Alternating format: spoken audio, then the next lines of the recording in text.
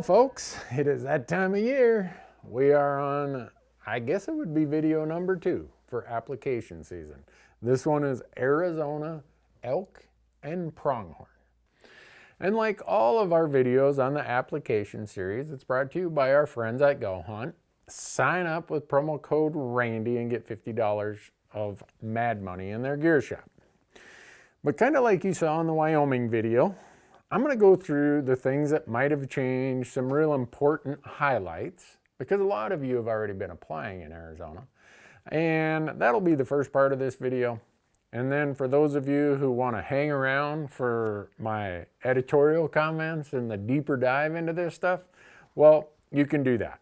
So, we're going to start with, like I said, basic of deadline. And the deadline is February 14th at 11:59 Arizona time. Okay, that's about a week later than last year, so you got a little bit of breathing room. If you miss the deadline, you're in trouble, especially in Arizona, because if you got a loyalty point, which means you applied for a species for 5 consecutive years, and you miss a year, not only do you fail to get a point for that year, you lose your loyalty point. And it takes 5 more years to get that loyalty point back in place. So, as far as highlights this year in Arizona, there's not a lot. If you go to page 3 of their proclamation, and we'll throw a screenshot up here, none of the changes for this year really change how the draw works, the process, the procedure, nothing like that. Go to the link in the proclamations, go read that page, and it'll give you a few ideas. Other good stuff is that last year in 2022, Arizona got some relief from this drought, and let's hope it continues, because if it does, history has shown when Arizona has 2, 3, 4 years of back to normal or above average moisture, tag numbers go whoosh, especially for pronghorn and deer. There you go, folks. That's the absolute basics you need to know. February 14th is your deadline. Don't miss it. So now, for those of you who want to hang around, I'm going to go into a little bit more detail. And I'm going to talk about the most efficient way I can do this, and it's with Go Hunt's Insider. Usually I start out with their strategy article. It's got amazing in-depth information in one article, probably better than I can get anywhere else in just a 5 to 8 minute read of an article. Then I go over to what we call filtering 2.0, because Arizona has all different season types. They have muzzleloader, they have archery, they have late archery, they have early rifle, late rifle. All kinds of cool stuff. Well, I can do all kinds of search criteria that lead me to certain units that might fit what I want. And then Arizona is a much more complicated analysis of the draw odds than what Wyoming is, or New Mexico, or especially Idaho. Idaho is really easy because they only look at first choice. But when you see how Arizona does it, you'll realize why you want some service that really puts the time into the draw odds. And I'll call them number geniuses that they hire at Go Hunt make for the best draw odds out there. So that's a quick and easy way of how I quickly go from, okay, I'm thinking about elk. Okay, these are the things I'm looking for. These are what the draw odds are in that unit. All right, I'm going to jump in, and now I'm really going to invest my time. So here's what I'm going to go through. I'm going to quickly go through the upfront costs, the sunk costs. Got to buy a non-refundable, non-resident license, $160. If you have a youth in your family, it's only $5, whether you're a non-resident or resident. Parents and guardians can transfer tags to minor children. Then for every species, the price to apply or to buy a point is $15. Now, they will charge your credit card at a later date for the actual tag price, which for elk is $650 as a non-resident, for pronghorn, $550 as a non-resident. You got to have the right credit card on the day of the draw. They're not going to call you and say, hey, your credit card was canceled. And then they have this new thing called Point Guard. They implemented it a few years ago. It's if you want to protect your point, say you draw a tag, something happens, you got to turn it back in. If you pay $10 for that species, you don't lose your points and you can use it once. Now they have a new thing called Point Guard Plus, which is 25 bucks. That's for 3 application cycles. Look into that if you're worried that you might have to turn the tag in. It'd take a pretty big event for me to turn an Arizona tag back in, but you never know. So let's go into this Arizona system of how the draw actually works. Not a guarantee of 10%, but up to 10% of the limited entry tags will go to non-resident. So we're competing against residents with a cap of 10%. They have a bonus point system, not preference point, but bonus point, and we call it a modified bonus point system. And here's why. It's really 2 different draws. They take a small portion, 20% of the tags, and they do the first part of the draw, and that's a preference point draw. He or she with the most points gets a tag in that first part for 20% of the tags. And they're going to implement a non-resident cap there. And they're going to say at that first part of the draw, no more than half of the non-resident quota, or no more than 5%, can go to non-residents in this first part when the draw really becomes a preference point draw. So everybody who didn't draw there, which most of us won't, we all get thrown over into the second part of the draw. So the 20% was a true preference point draw, the 80% is a bonus point draw. But here's how the remainder of the 10% non-resident cap works. Between the two, Arizona says we're never giving away more than 10%. But if only 3% of the tags went over here in the first part of the draw, that leaves 7% of the cap, the non-resident cap, can go over here in the second part of the draw. But combined, you can never have more than 10%. And in the first part, you can never have more than 5%. Confused yet? Should be if you're not. There are a few hunts. If you scroll through, you'll see Arizona's got this category called limited opportunity hunts. And these are just for elk. And these are in areas they're trying to either get rid of elk or keep elk numbers down. There are some of those hunts that are exempt from the 10% non-resident cap.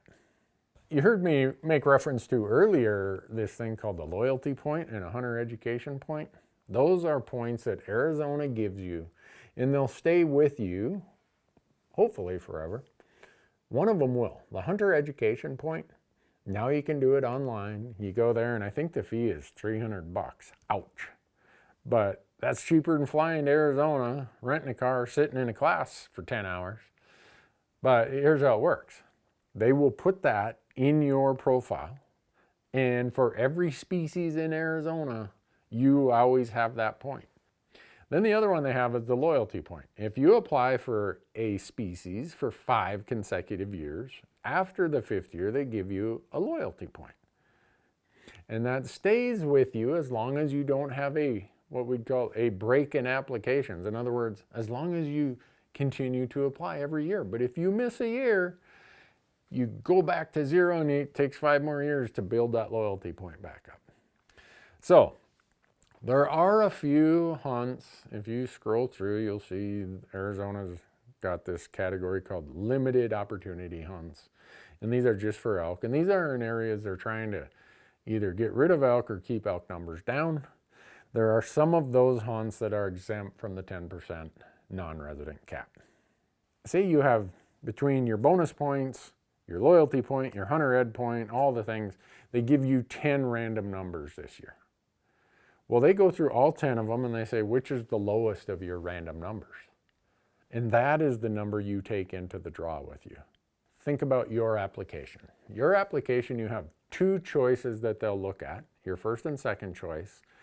Then we go to the next person, first and second choice. So they look at all the first and second choices before they look at any of the later choices. Well, those of us as non-residents, we're wasting our time on anything other than the first and second choice. So focus on that and have a strategy to it. And this is where it can really help to look at the draw odds out on Go Hunt. I get so many people who like, yeah, I applied in this unit as first choice, I had a second choice, I didn't draw. Well, I go to Go Hunt and I look, I'm like, well, at their point level, their odds were 0.3% and 0.8%. Yeah, that's why you wouldn't draw. And I know I approach it a little differently than maybe some people do. For me, I just want to go. So I always look at First choice, yeah, maybe a dream hunt. Second choice is, what's my best chance? And I have yet to encounter a bad elk hunt in Arizona. There's a great quality of elk. They're not super crowded hunts, so it's a super quality hunt. And through these late rifle seasons and through the late archery seasons, they've done a great job of mixing in some of the opportunity for those of us who aren't hung up on holding out for the greatest tag. They have very high success rates in all of their hunts. And most of the elk and pronghorn are on the public lands of Arizona. So, short-term, mid-term, long-term options. And since this video in Arizona, we focus mostly on elk, there's not a lot of short-term options, right? And I always say that short-term is 0 to 4 years. There are some mid-term options, but most of Arizona will fall in the category of long-term options. In other words, 10 or more years. Some hunts you can draw with less than 5 points. And because it's a bonus point system, you never know. Every year we hear people, oh yeah, I drew this unit with only 2 points or 1 point or whatever. But you can't count on it.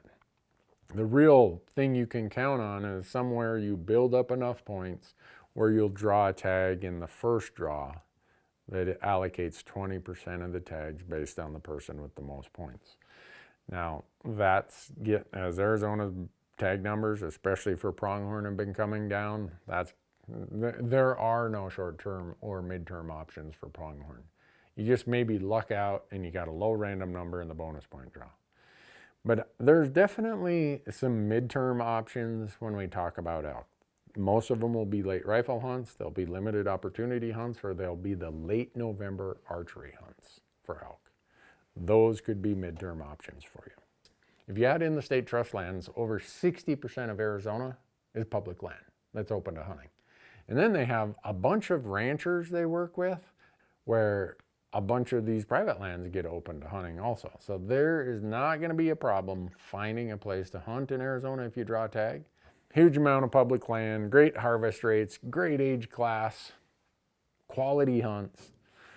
I think Arizona should be on the list of anyone who has the budget to be a traveling non-resident hunter, especially for elk. So remember the deadline, February 14th. Don't wait till the last minute. Arizona, their website is notorious for crashing 24 to 48 hours before the deadline. Like all these videos, if you want more information than what we provided here, go sign up for Go Hunt. Go and use promo code Randy when you sign up for Insider. You're going to get all the things I talked about, strategy articles, draw odds, filtering 2.0. You're going to get all the e-scouting tools. So if you do draw a tag, you're going to spend a ton of time in the summer on your computer e-scouting with their maps. And then you get the mobile maps that you can take out in the field. And they have an amazing gear shop. They give you all these points back for future purchases. So GoHunt.com, Insider, promo code Randy, get $50 of credit in their gear shop. Mostly don't miss the deadline, and good luck.